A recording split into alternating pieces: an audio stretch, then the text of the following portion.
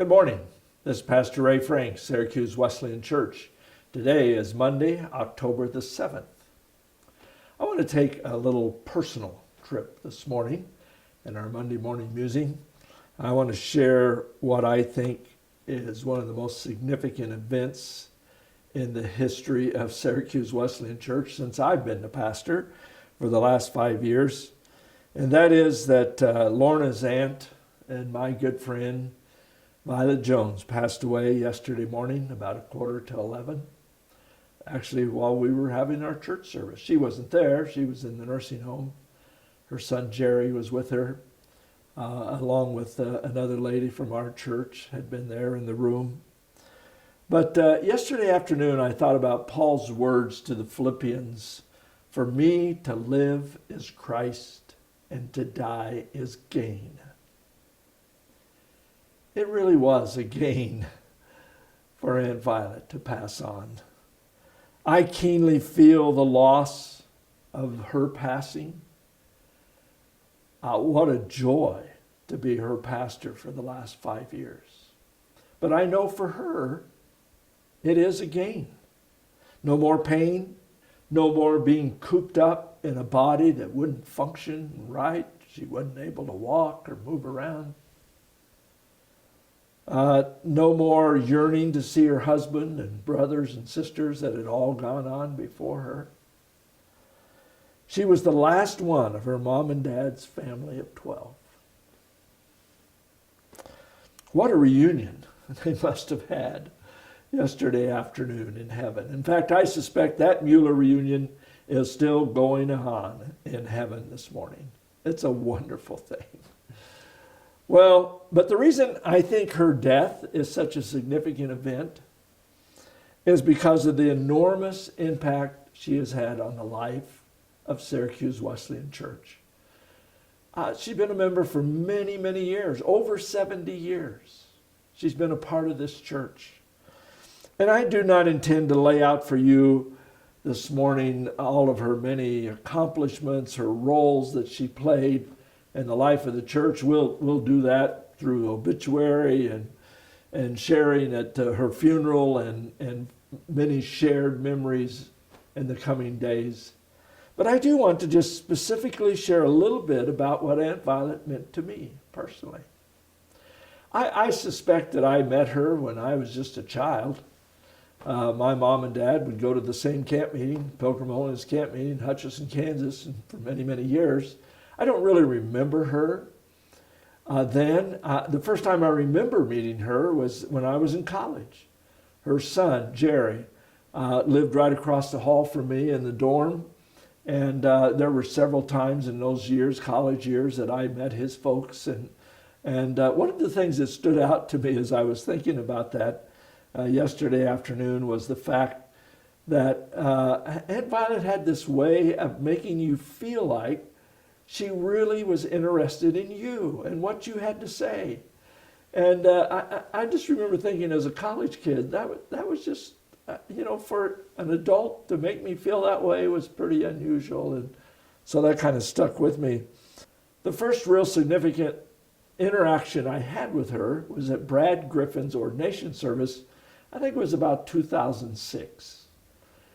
I had gone there to the service. It was, of course, at the Kansas District Wesleyan Conference where he was going to be ordained, and I'd gone there to videotape it.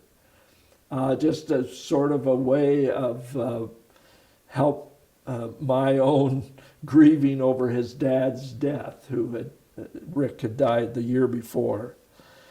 And while I was there, Aunt Violet pulled me over into a corner, and of course I knew who she was, and she asked me what I was doing, and I told her, I was very happy with serving the Lord as the controller of Alliance Defending Freedom Ministry out of Scottsdale, Arizona. But she asked me, she said, "Well, would you ever consider coming back into pastoral ministry?" She knew I had pastored in the past, and I said, "Well, I'd certainly pray about it and think about it." And lo and behold, 3 days later, the Kansas District Superintendent called me and asked me if I would consider letting my name be presented as a candidate to be pastor of Syracuse Wesleyan Church. I remember thinking, wow, she has clout with the district superintendent.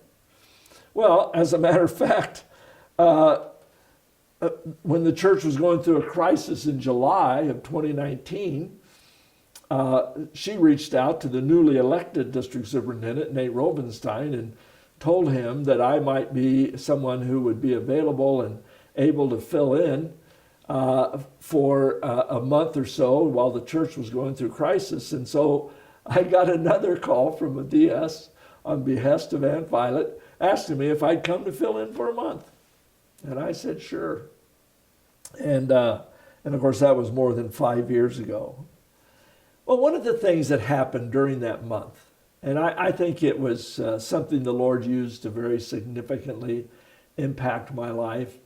I had taken a package over to her apartment to drop it off for her, and when I knocked on the door, another lady answered the door, and I could tell she had been crying. There were still tears on her cheek, and I was sort of startled. I thought maybe something terrible had happened, but she invited me in. Come in, Pastor Ray, and I went in, and there was a group of ladies around Aunt Violet there, and they looked like they'd all been crying, praying. And I asked them, I said, well, what's happening? And they said, well, we meet together every week and pray for the church and for our families and for those that have need.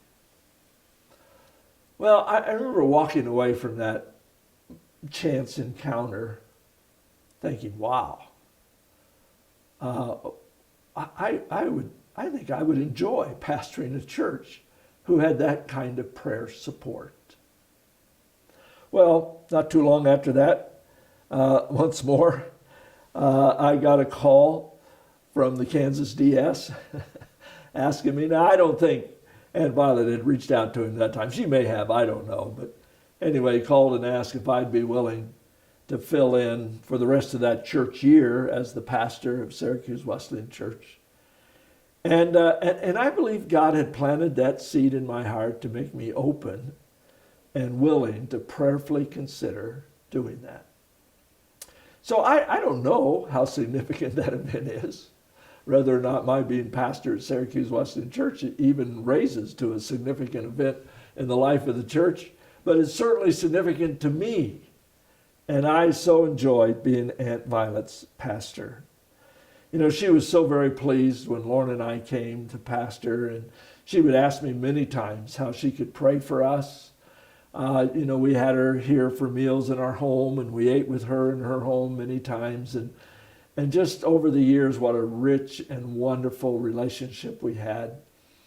But she always seemed to be a little anxious about how long we were going to stay, because we had officially retired, actually. That's why I was even available. That first month, I had just retired. And so she was a little concerned about how long we'd stay. And I finally sort of jokingly told her one day, I said, well, Aunt Violet, I'll make a promise to you. I'll stay and be your pastor as long as you live. Well, I had no idea she was going to live to be 97 years of age. In fact, a few months ago, she reminded me that she had asked me that I had told her I was going to stay as long as she was alive. And I told her, I said, you know, Aunt Violet, now I'm starting to worry that you may actually outlive me. And we had a good chuckle, and she laughed about that. Well, folks, here's the reason I share that story with you. I know there are many more impactful things. I mean, Aunt Violet served in the mission fields. She served in the church in many different kinds of roles. But it was her prayer life that I think had the powerful effect of God's presence and God working in and through her church. And I share it for two reasons. First of all, there may be people in your life that you think of that you know prayed for you and prayed for circumstances around you. You know, however they blessed you, if they're still alive, it'd be a good thing to drop them a note and just thank them and let them know how their prayers have impacted you. Secondly, I share that story about Aunt Violet with the hope that it'll encourage you and I to pray earnestly and fervently as God directs us to pray for the life of the church, for our families, for our world. Somehow, some way, God has invited us in to partner with him by praying for those kind of things. So, both exercises may just impact all of eternity. Well, have a great week. God bless you.